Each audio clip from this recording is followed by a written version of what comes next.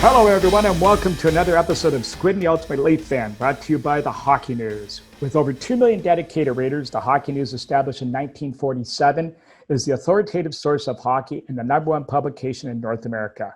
With an ever-growing podcast network and video database on top of an already established print and digital brand, the Hockey News is there to cover all major hockey stories from around the world. Visit thn.com/deal to get the best value on a subscription to the Hockey News. I'm Mike Wilson, the Ultimate Leafs fan, and with me as always, my winger, Ricky Squid Vaive. Squid, how's things going? Now, let me ask you before I get started, have you got a date for your release of your book? We didn't have one last week when we talked to the listeners. November 17th.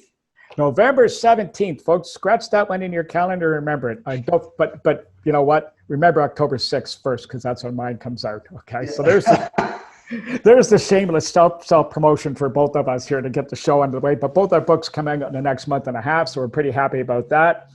So otherwise, Squid, we've got a pretty decent guest joining us here today. This guy's been a presence in the game since 1975, not only as a player, but as now in the coaching ranks. And I'm referring obviously to Bruce Boudreau. Yeah. Well, first of all, Gabby's just a down-to-earth, great guy. He would even tell you himself that maybe he screwed up a little bit early, in junior and early in his career, and that derailed his career a little bit as far as NHL is concerned. But he kept persevering, and the thing I loved about him was that even at 37, 38 years old, playing in the American Hockey League, he still thought, as the movie Dumb and Dumber would say, so you're saying there's a chance. and he believed that. And I think that's great. He never gave up. Yeah, and I'm with you on that. I think that our listeners are really going to enjoy listening to Gabby, who comes by his nickname, honestly, by the way.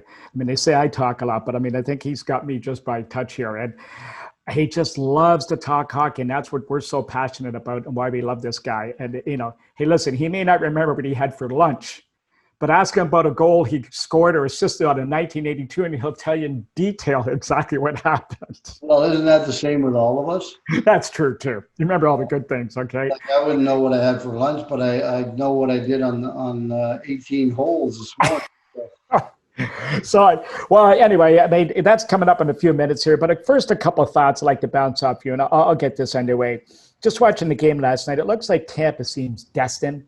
And the Isles, while they played their hearts out last night and tried wholeheartedly and give them A for big effort, the upfront punch and that sort of secondary scoring, that lack of, seems to be catching up to them, it looks like to me. Yeah, I think so. And, I thought the Islanders actually outplayed. I watched 2+ periods, a little bit of the third. I thought the Islanders carried the play for the most part, but Tampa's such a lethal team. They've got like 4 lines that can score goals. They've got defense that can jump into the play and score goals, make plays. They are very deep, very, very deep team. And then, if you get by all that, you got that big Russian Vasilevsky back there who's just unbelievable. This guy is he's one of the best goalies I've seen to come along in quite some time. Right, he makes the saves he's supposed to make, and that's the key. And that's kind of been the knock on our guy in Toronto. I will say this before I mention that we get to the Toronto part of which we always have to, obviously, and it's usually with some sort of criticism like the rest of Twitter, but we try to keep it friendly. Matthew Barzal, though, for the Islanders, is certainly every shift this guy's stock seems to be rising. And, what a player he's become. Oh, he's become an unbelievable player. And, his skating ability, his edge work, the way he's able to turn quickly and get away from people, it's amazing. And he sees the ice extremely well. He sees everything around him. There's not very many guys that have that ability. And when you do, and you can skate like him and you got edge work like he has, that is, you put all that together and you get one heck of a hockey player. Well, and he's one of those guys that the puck just follows him around, and that's not by accident. That's knowing where to go, and the puck shows up with him. Yeah, absolutely. Yeah, I totally agree with you 100% on that. And, you know, I look at a guy, well, and look at, I mean, perfect example on a winning goal last night. I mean, that usually happens to Toronto teams, but that puck just slides through the whole zone and right to the stick of the wrong guy for the Islanders and the right guy for Tampa and Kucherov. I mean, that puck, it was in the net before anybody even turned their head. Yeah, unbelievable. I mean, that must have went through 5 or 6 players. It was unbelievable from one side to the other side of the net. And there had to be 5 guys in the way that it went through. I mean, so it was a little bit lucky, of course, but like you said, it got on the stick of probably the wrong guys as far as the Islanders are concerned. He buried it. And the elite players, the puck shows up around them. And again, it's not an accident. So well, you look at him, you look at the play he made on that 2-on-1 when he scored in game 1. Yeah. Where he turned his stick over so the puck would go up in the air and go to the other guy. And then he drove to the net and got the pass back. Good point. That wasn't by accident. He did that on purpose to make sure that puck flipped over to the other guy that was going wide, and then he drove the net. So incredible talent. And playing at the level these guys play at, I mean, that's just, you know, it's remarkable to watch this. And which brings us to our guys. And, you know, here we are with our weekly comments. At least I've been pretty quiet on the trade front this week, but Freddie's name keeps coming up. A bundle of goalies available either by trade or free agency or expiring contracts. So there's going to be some movement. And I think, you know, maybe a change is good for him. Maybe a change is good for the team. You don't want to blame him because it's certainly not him, because the one thing that's become evidently clear watching these 4 remaining teams is that Toronto has a lot of work to do to compete at this level. I mean, it's almost like climbing a ladder where every step higher takes more wind out of you. And I think we still have a ways to go. Oh, I couldn't agree with you more. And I think it has to be on the back end, and not just the back end, but the whole team playing better defense in their own zone. They're not a very good team in their own zone, unfortunately. And, you know, part of that is, yes, they're a little bit thin on defense. They don't have shut down defensemen like a lot of teams that are still in the playoffs. But it's got to be a team effort too. The forwards have to come back. I know they love to blow the zone and make those long passes, but, you know, gosh, you can't leave until you get the puck and you get it out of the zone, or someone has complete control of it. And then maybe you can blow the zone and look for that long pass. But far too often, players are leaving the zone a little early. A lot of times they're in the right position, but then all of a sudden 2 guys will go to the same guy, and then that'll leave a 2-on-1 somewhere. So I wouldn't blame Freddie that much. The only thing I will say is he hasn't won a round in the playoffs for the Maple Leafs yet, and that might be the only reason why they potentially might move him. Well, and he has that sort of penchant for letting in a soft goal at the wrong time. Every goalie does it. Every goalie does, but it's all about timing.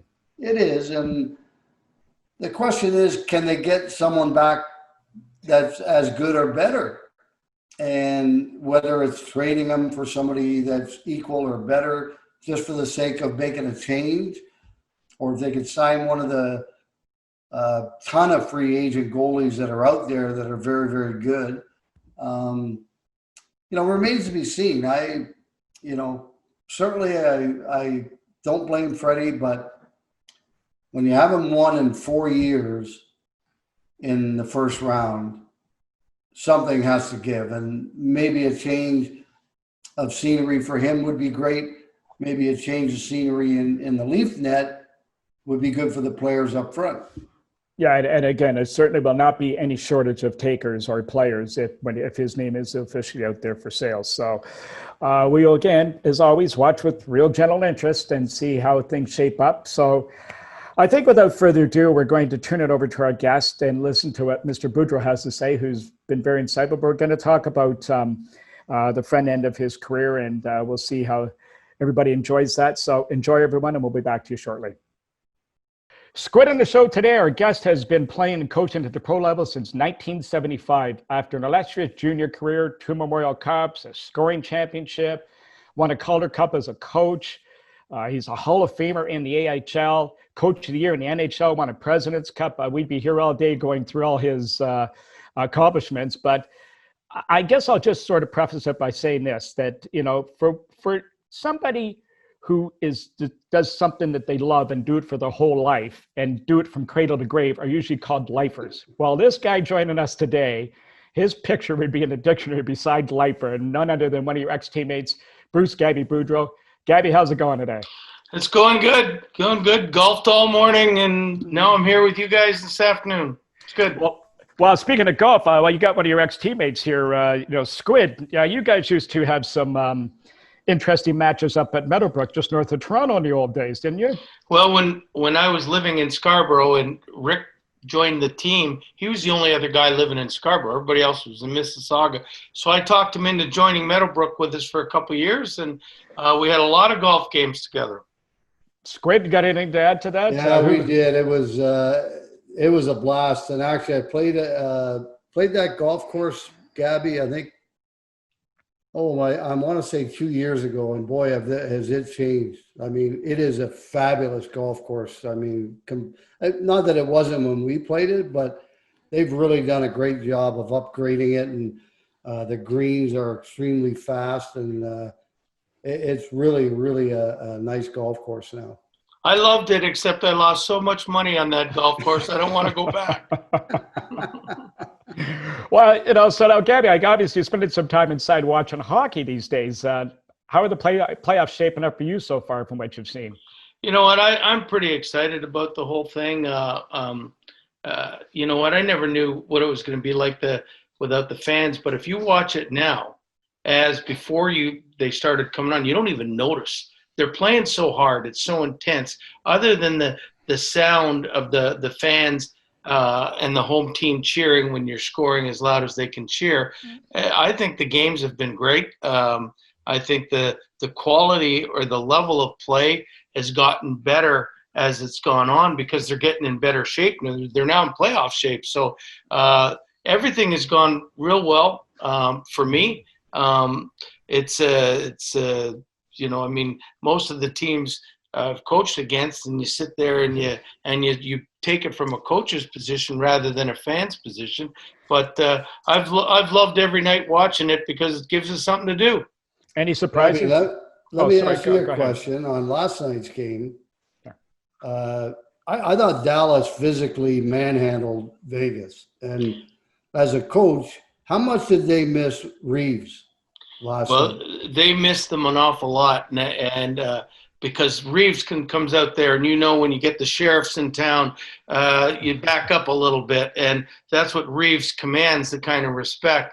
But I think they did Rick Bowness, they did a great job, their coaching staff, of playing, like when Vegas played Vancouver, they never got hit once, maybe in the whole series. So when Jamie Benn came out in those first 2 shifts and started running everybody, it was like Vegas is going, whoa, we're in a different kind of game now. This is crazy. And I don't think they ever recovered. I think they will recover, but they were taken a little bit by surprise, and all the kudos to Dallas from last night's game.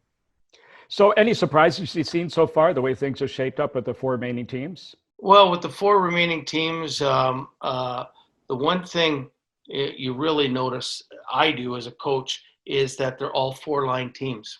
And they can roll over guys in 4 lines all the time. And Colorado was great, but when push came to shove, they were a 2-line team. Vancouver was a 2-line team in the end. These guys, they can, Dallas as well, because their fourth line is their checking line and plays more most nights than the Jamie Benn line. So, I mean, things, this is what I've noticed. I mean, and, Vegas, they just keep going, and the Islanders just keep going, and they play the same way all the time. It's interesting to watch. Well, it is. It's funny you brought that's an interesting point. But if you notice too, I don't know what you noticed, Gabby, but you look at the Stanley Cup champs last year, St. Louis. You look at the 4 remaining teams in the playoffs right now. Yes, they have skill, they have speed, but they're big and they play that way. And unless, just speed and skill alone is not going to win you a Stanley Cup. And you look at the 4 remaining teams, their defense are all big. They can all move the puck. They can skate with it, and they can make plays.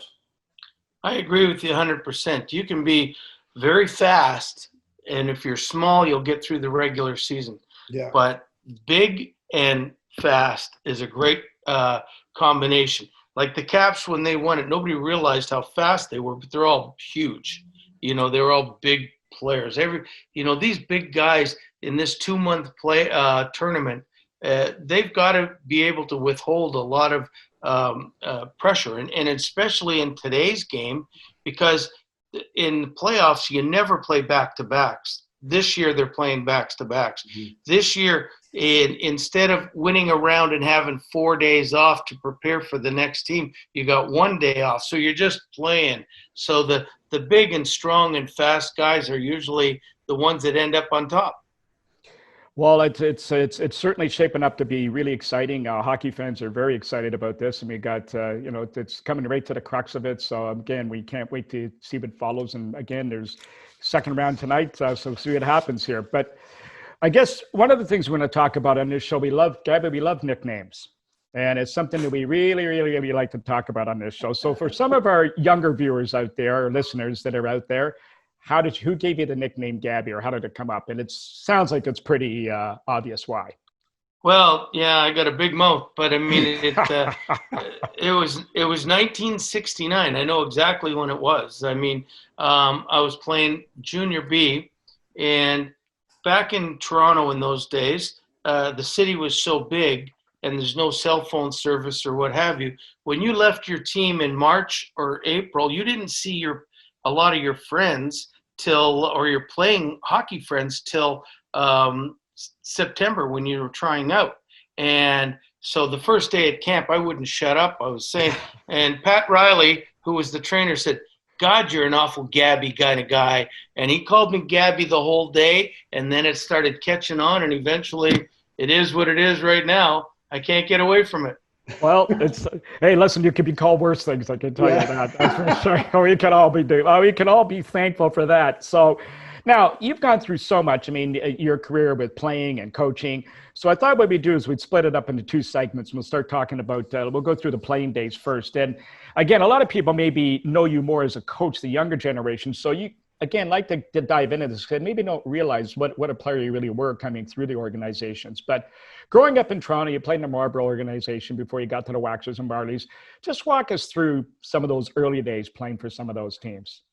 Well, you know what? I grew up a Marley from midget and juvenile, and was really blessed with some tremendous teammates. And we pretty well all moved up together. We went up to junior B together, and there was no tier 2 at the time.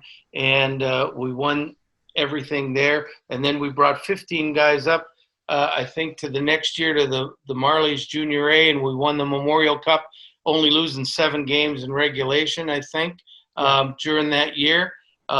Then 2 years later with the Marlies, we won the Memorial Cup again, which, at the time, it's funny when you're growing up, you think you're winning is just, that's what you're supposed to do. It's just going to come easy. You didn't realize when you get to the NHL, it's a whole different animal. Or when you get professional, it's a whole different animal. And I probably didn't take care of myself as well as I should have back in those days, or trained as much as I should have. And, was drafted by the Leafs, which I was completely grateful for. And but never really stuck with them. And I never asked for a trade or nothing, because every time I got sent down, I just thought, okay, I'm going to be a Leaf eventually, and it never really took place for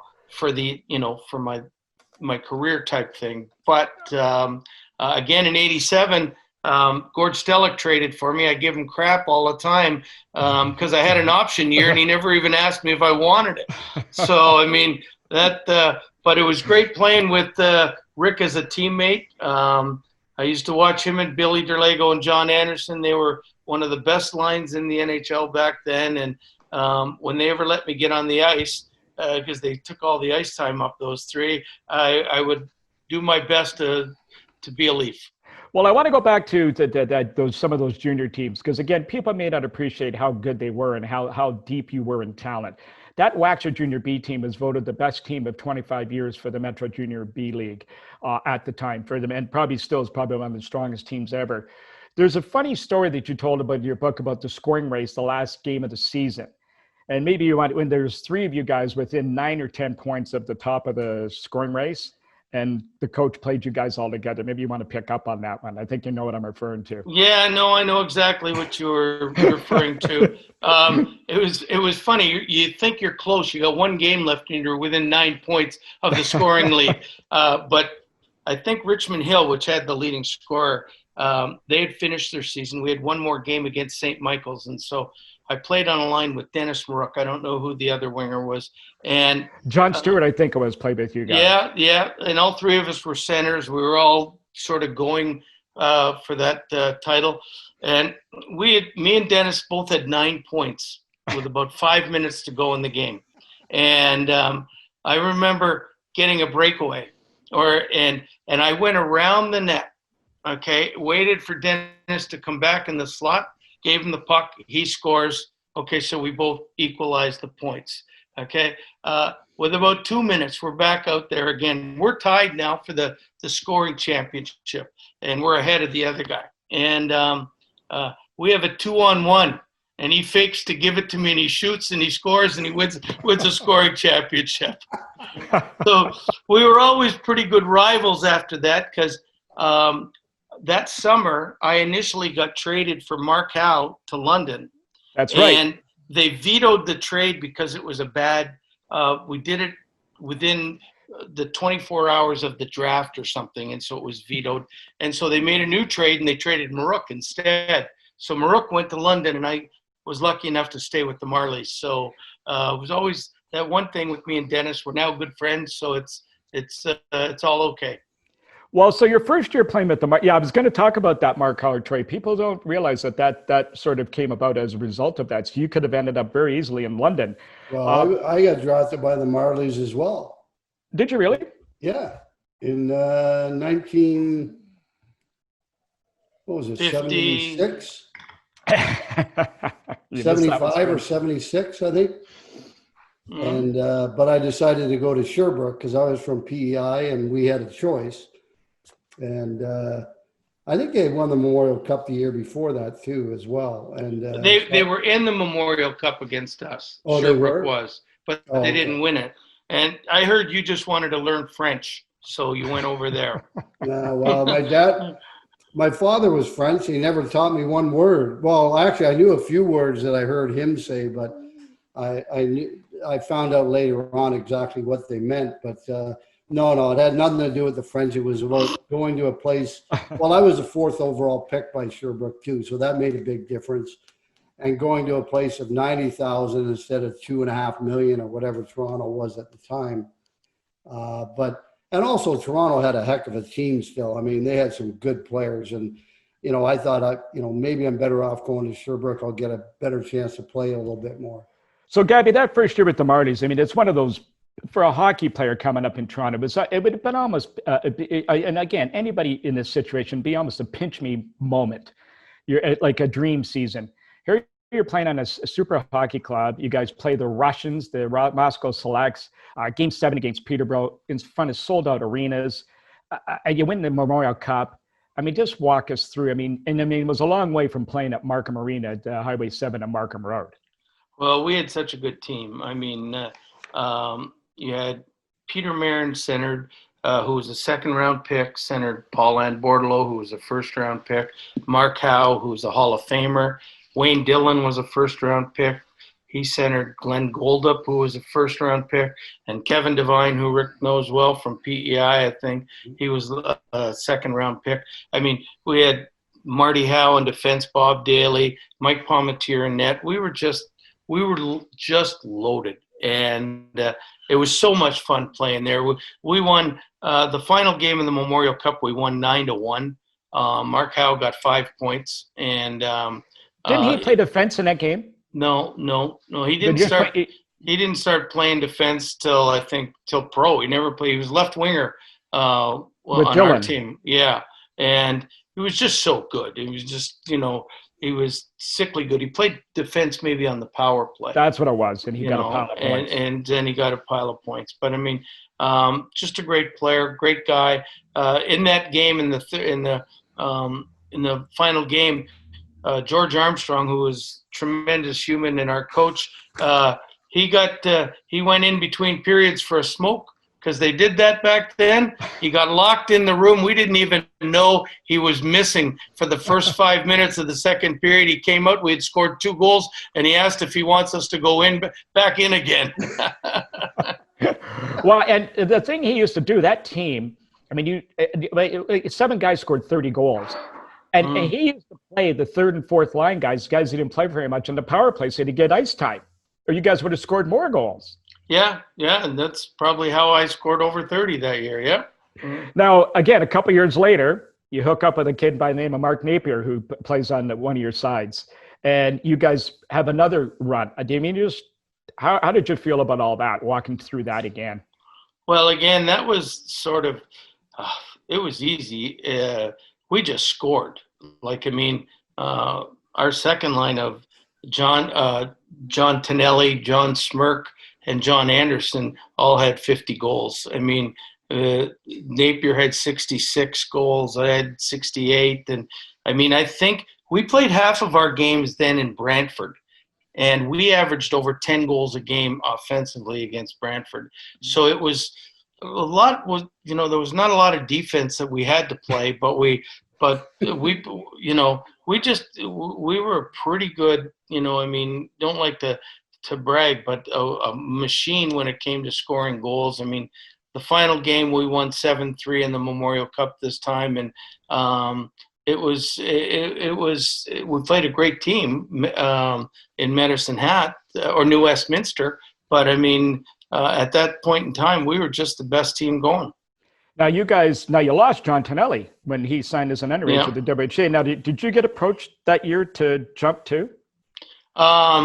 I got approached one year to, Gus Padali was my agent, and he said, no, it would be better if you stayed.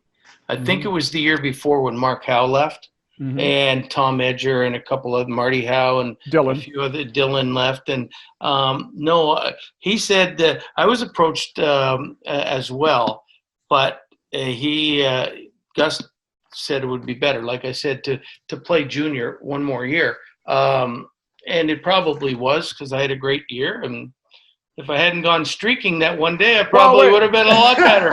We're gonna get into that story. We're gonna get into that story because a lot of people don't know that. Now, you guys were also known as. That's good. I'm glad they don't know. It's a beauty. But actually, there's a learning point in this I'm going to get to. But I was going to Seneca at the time. Well, actually, we went to Seneca. We didn't say we went to school. We said we went to Seneca. But the hangout was the Jolly Miller for the Seneca students until your hockey club showed up. And then it'd be like the parting of the ways. And it was almost like you guys played like champions, but you partied like champions too. And you guys definitely had the run of the younger sect in Toronto. Well, we certainly did it all together too, because we had, it's usually a Wednesday night. We made it a mandatory team Jolly Miller night. And that's, I don't want to talk about those days. That was good. You just did. That was enough. Now we just touched on when you guys were celebrating, your Memorial Cup win, and you guys made that sort of move to go to Ontario Place one night, and you guys, maybe you want to pick the story up from here. Well, it's a really crazy story, actually. I mean, but in 1975, 576, streaking was really in. Yes, it was. For people that are of the younger persuasion. And there was a song, Ray Stevens sang The Streak, which was #1. But I had never done it. Everybody on the team had done it except me. And we were at the Edelweiss in Ontario Place. And there's 2 bathrooms. And one was at one end, one was at the other end. And we had put in about a 10-hour shift. And I said, guys, it's time to streak. And Napier said no. Mike Kitchen said no. Then they said, okay, we'll do it. So we went from the one bathroom, and there was a little stage where a guy had a drum and a couple extra instruments and everything else. And I tripped over the stage and put my head through the drum on stage. Got up, started shaking my head. The drum came off. They couldn't believe it. We started laughing our heads off. Went to the other bathroom, quickly put on our clothes. But little did we know that there was 2 plainclothes cops there, and they caught us for indecent exposure. But the funny part, well, the charges were dropped in the end. But the funny part is we're leaving the police station, and we're sitting there going, now nobody say anything. Our goaltender's dad is the chief of detectives. We'll get this thing all straightened around, and nobody will know. We'll keep it to ourselves. This was 2 weeks before the draft, by the way. And so my dad phones me at 8 o'clock in the morning, and I can't tell you the expletives that were flying from his mouth.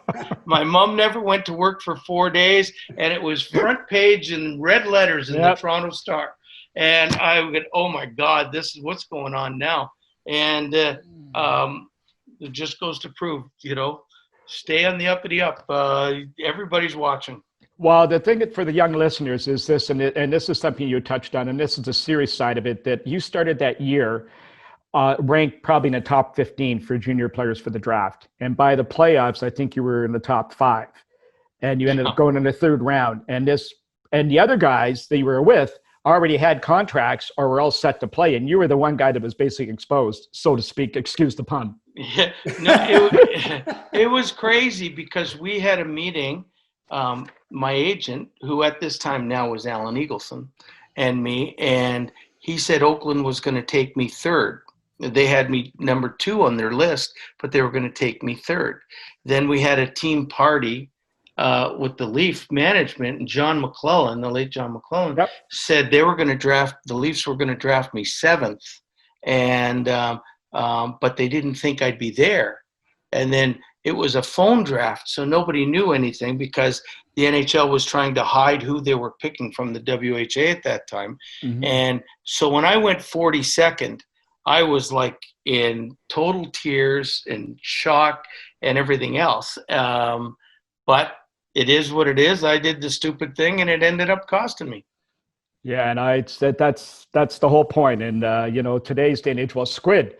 Imagine some of the guys you play with if they were living in today. They wouldn't have lasted a week. Some of the stuff you're coming on with some of your guys, including me. I was trying to be nice here. We wanted to include you. Well, you know what? When Rick, when he went underage to Birmingham, I'm sure there's some pretty good stories what was going on in Alabama where they didn't know anything about hockey when you were young, and there was a good crew with you too. So I'm sure it was a lot of fun. It was a blast, and I'm not going to get into any specifics, but when you got Hartsburg and Rammer and Gingras and Goulet and Pat Riggin, and all of us, and Louis Slager, we're all 19, 18 years old. It was like, I mean, you're in Alabama where nobody knows who the heck you are. Hockey's not a big thing there. It's Alabama football there. And so, we didn't even think about it. We could pretty much do whatever we wanted to do because nobody knew who we were, and it didn't matter. And unfortunately, we did. And, but we never got caught. If we went streaking, we never would have got caught, guy, because nobody would have known who we were. We learned a lot of life lessons when we were young, I'll tell you. We did. So Gabby, you then, so you opt then, you can't come to an agreement with the Maple Leafs. So you end up going and playing for Minnesota and WHA. So what was and then you end up in Johnstown. So we had Dave Hansen on last week, and he talked about the movie and talked about playing in the minors. I believe you guys were roommates at one time. Yeah, I probably wasn't the best roommate for anybody to have, but it was me, Dave Hansen, and Paul Holmgren all lived in the same place. I remember coming home at about 3:00 one morning and knocking on the door because I forgot my keys or something. And Paul Holmgren just looked at me and he said, "Your priorities are in the wrong direction." And he was only 19 at the time. And little did I know, the next year, he got called up to Philadelphia right away. I got called up to the Leafs, and the first game I played was Philly. And Paul hit me so hard and then started punching me. So I guess I wasn't a good roommate for him. And he got 5 and 10 and I got nothing. And I remember his one punch lifting me right off the ground or off the ice. And you can still see it on YouTube. It's Paul Holmgren's hit on Bruce Boudreau or something. And then, but the only thing that ticked me off is we got a 5-minute power play. I got punched in the head and I didn't get a chance to get on the ice. That's the only thing that bothered me about that. Well, now talk about going from playing the Marlies, where you guys were sort of the king of the league, king of Canada. I mean, you guys were it. And now you're you're playing in Minnesota and WHA. Some of the buildings were not full, as being put in nicely. And then you start playing in the minor leagues. How was that adjustment for you at that time? It was sort of tough. I mean, it really was. I mean, I was still very immature, and I didn't get it. I didn't get that I should be, working harder to get where I wanted to go. Especially when I went down to Johnstown. I mean, I think again, like in that league, I think I played 34 games and had 68 points or something. And to me, it was just so easy. I didn't take it seriously. And the only reason I stayed there, and my agent could have signed me with the Leafs right away, and I could have gone to Oklahoma City and started to learn my craft, which nowadays I'm really, when I look back on history, that's the thing that bugs me the most. But he said, "Hey, they're making a movie, you get a chance to be in a movie. Why don't you stay there? We'll sign you with the Leafs in the summer and we'll go from there." And obviously the movie was Slapshot, which is a pretty iconic movie. Didn't realize it was going to be that way. But at the same time, it was fun making it, and it's great memories. But career-wise, wasn't the best move. Now, Gabby, I think I think for young players today, I think what you said was probably one of the things I think that they should listen to more than anything else. Absolutely. Because I was in the same situation. You're 19 years old. You turn professional. You're immature. You're not thinking about anything except, I'm in professional hockey now, and basically you're not taking it very seriously. So, for young guys today, I think they have to realize that to get to where you have to go or where you want to go, you better take it very, very seriously and not be out till 3 or 4 in the morning and partying it up. And I mean, we all did it at our age back in those days. And a lot of times, a lot of guys got away with it. Some guys didn't, unfortunately. But today, it's completely different. Yeah, you can't do that today. I mean, everybody, they work out 12 months a year. They might take 2 weeks off. And you know what? It's an interesting story is that it's like all these junior kids and college kids, they only think of the NHL.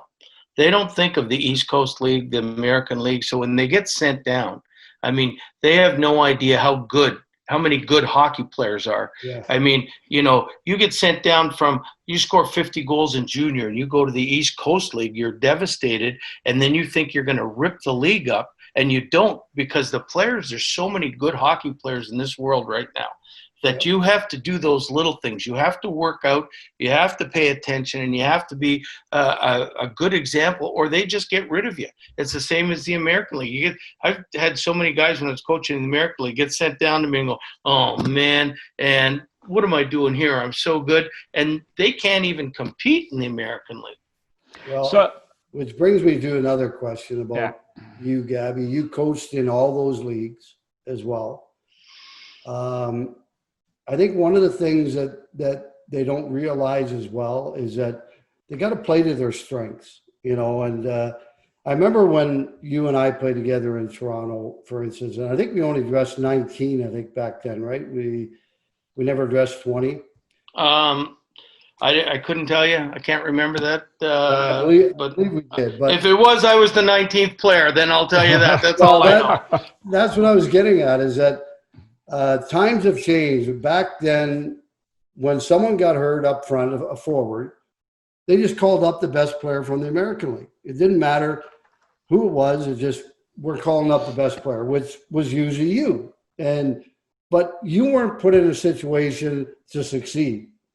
You were put on with two guys that, like for instance, Mike and I spoke about it. What about 1976 when Harold was upset with Daryl and Lanny wasn't playing very well? What if they had to put you between Errol Thompson and Lanny McDonald and giving you an opportunity to play, let's say, 20 games with those guys? How would things have turned out, And, now when a top six guy gets hurt, they call up a top six. When a bottom six guy gets hurt, they don't call up the best player. They call up a bottom six guy because he knows how to play that role. 100%. And it wasn't that way when you played with us in Toronto. No, because my two big right wingers were Paul Higgins and Kurt Walker. That's right. They were. And I mean, I'm sitting there trying to dangle, and I got to tell you, they really weren't danglers that I was playing with. Well, we talked about Paul Higgins the other day, and as Squid pointed out, he showed up at training camp one year without his skates. So I don't think we need to say any more. Okay, right there. I think that kind of sums it all up right there in that little story. Now, speaking with the Leafs, I mean, obviously you went through a period of 8-9 years. I mean, you and I spoke a year ago. You talked about that those were great years for you, and you wouldn't want to be anywhere else, even though you were going up and down being a Toronto guy. But how was that for you, really, like going up and down, the frustration you must have felt, being a prolific scorer like you were, not playing with the right guys? And let's take it even one step further to the day you got that call to come to the Maple Leafs. How did it feel? Oh, when I got the call to come to the Leafs, I was ecstatic. I mean, just over the moon. It was like getting the call to coach the Washington Capitals, quite frankly. Mm-hmm. Which we're going to get into. Yeah, to be in Toronto was to play in Toronto was all I ever dreamed of since I was 4 years old. So I mean, it was to be able to put the blue and white on and sit in the room and just get ready to play. Red Kelly was my first coach up there, and other than having pyramids under the bench, we were doing okay. It was a fun time. Well, no, but I mean, now you wore blue and white all your most of your career. I mean, as a young kid playing junior, and so you were well known in the city of Toronto and the hockey world and the hockey community. Just take us through that day. But how you kind of touched on it, but stepping on that ice, like the difference between that Maple Leaf sweater and even played it later as a junior, walking into the Gardens. Just the warm up, looking at the crowd, the atmosphere with the lights. I mean, I still remember just skating around. I don't know if I touched the puck the first warm up that I went in, because I was just looking, and people, that I'd known were waving to me, and you tried not to react. I remember a couple of years later, I reacted to somebody, and Mike Nicolak didn't dress me, took my stuff off. He says, "If you're not interested in being serious," that was my way, though. I was so pumped up that was what I remember, is the lights, the bright lights, skating around in our half of the ice in Maple Leaf Gardens, and that was the pinnacle for me. Now, what about how did the players treat you when you got called up? They obviously knew of you. Did anybody take you under their wing or help you out? I mean, I don't think they took me under my wing. I remember things were going pretty good at the when I finally got called up, and the one day probably the first day that it really registered with me about being ready and working hard and everything was I was going well. And we had a practice, and I came off the ice as soon as practice was over. Daryl Sittler came running after me, grabbed me by the scruff of the neck, and he said, "Listen, kid, if you ever want to make it, I'm the best player on this team. I'm the first guy on the ice, and I'm the last guy off the ice. That's how you make it, not by what you're doing." And I just sat there, big-eyed, buggy-eyed, whatever you want to call it, and said, "Wow, that's what you do." And I mean, it really resonated with me. And I've tried to explain that to an awful lot of young kids that I've coached since then. But I mean, it was a powerful message for me. Well, I'm going to get Squid involved in this next one. And again, you just briefly touched on it. Now, going from being well known in the cities we just talked about to wearing that maple leaf, what was the difference then as your acceptance or the way people looked at you in the city after that? And maybe Squid, you can jump in too, like coming from Vancouver. I don't understand. Well, I mean, from being a hockey player in Toronto where everybody knew you, now you're wearing that maple leaf crest, and when you walk around the city and people approach you, what was just the magnitude that people put the pedestal they put this? Well, they put every player that wears a Leaf uniform on a pedestal, and when you'd go into a restaurant, you could see the people looking at you and saying, "That's him, and which is why probably more than any city, even though there's a handful of cities in the NHL now, Toronto is the one where you're looked at with a fine-tooth comb. Like everybody knows everybody. I mean, there's people in Toronto that don't know hockey, but there's not a lot of them. Rick? It'd be like Toronto, Montreal, I would have to say, are probably the two cities where you would be noticed the most. And Bruce is right. I mean, you go into a restaurant and you can hear them whispering at the next table and a couple of tables over, and "Oh, there's so-and-so, there's so-and-so."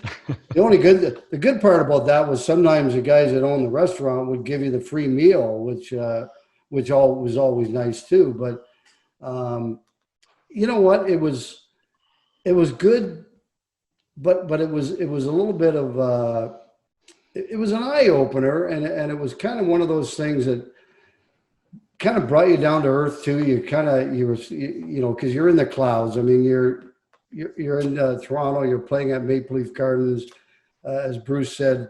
Especially when Saturday nights when the TV lights are on and they're so bright, and then you're out in restaurants, people will recognize you, and it's like, holy cow! Like, I'm in Toronto. I'm in the mecca of hockey.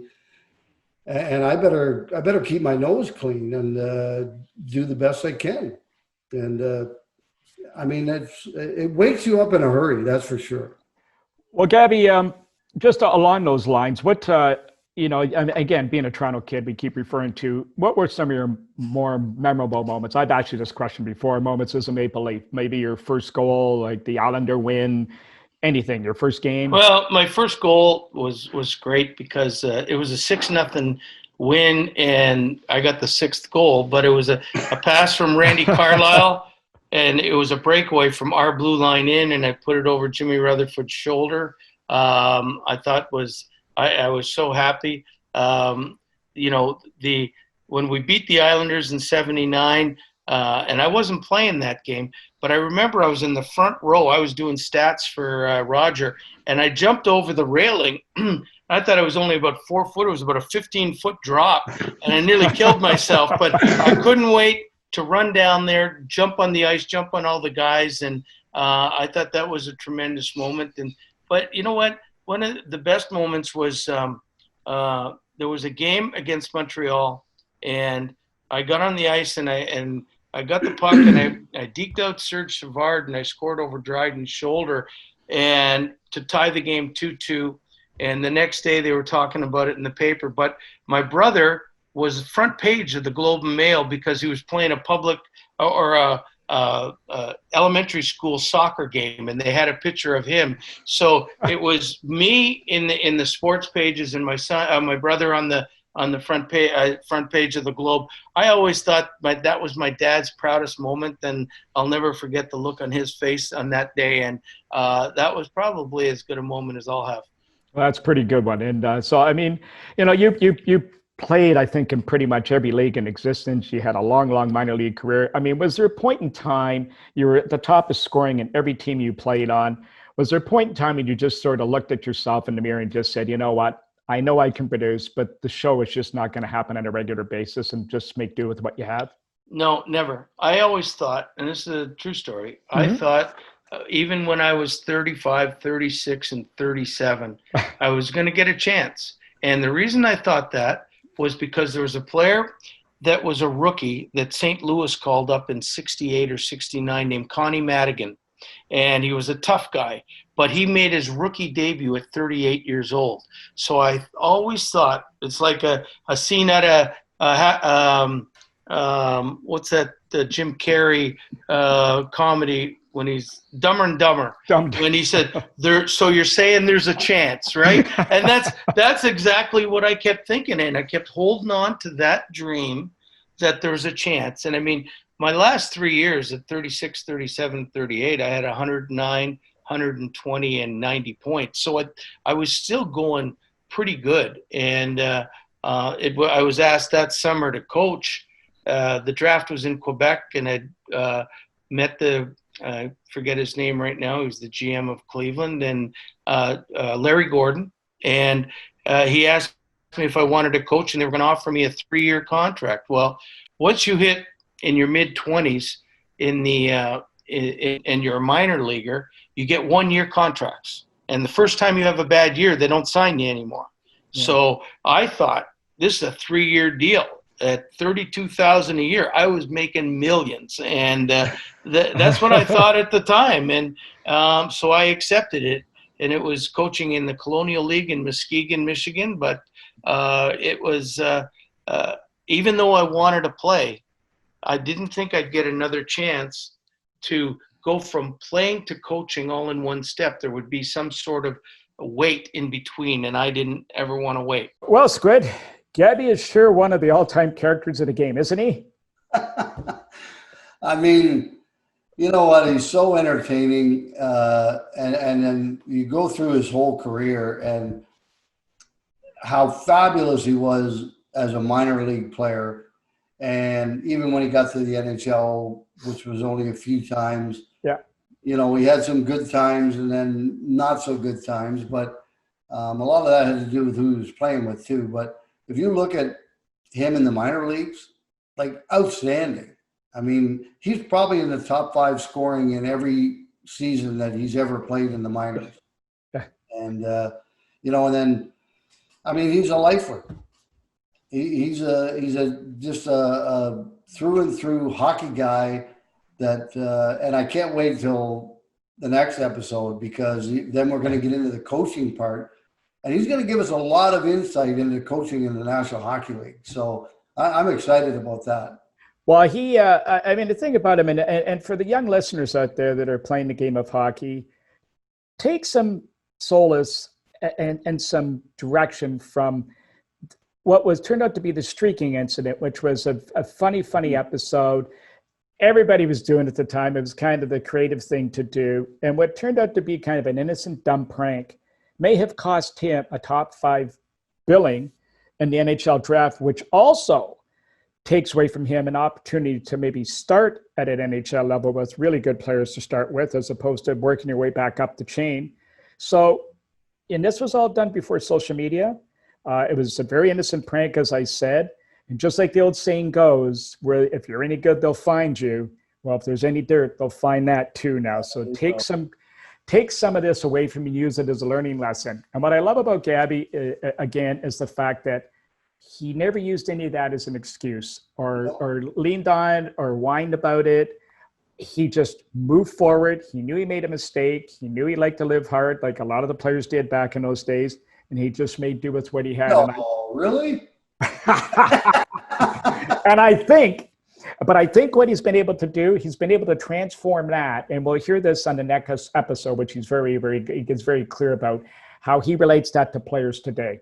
Yeah. And, you know, when you think back at what happened, that incident, and he wouldn't have been a Maple Leaf.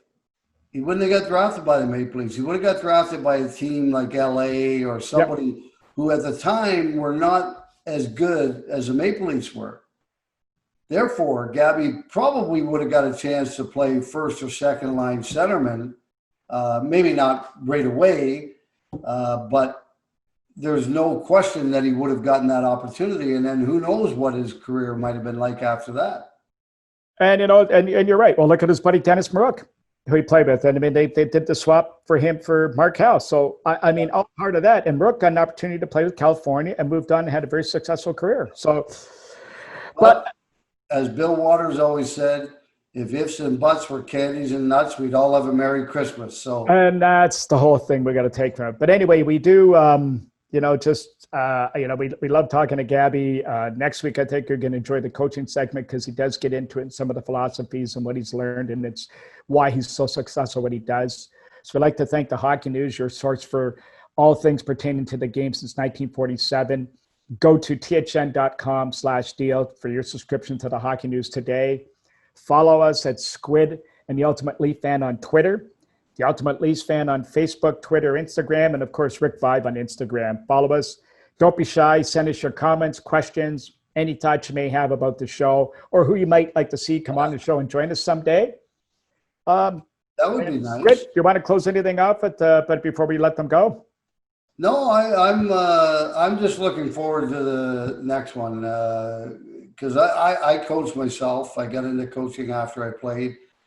It's completely different than being a player. There's a lot more responsibility, and I'm really interested in looking into and listening to what he has to say because he's had a great coaching career, and from all the way from the ECHL all the way to the American League and the National Hockey League. So I'll leave it at that. I can't wait to hear him talk about coaching.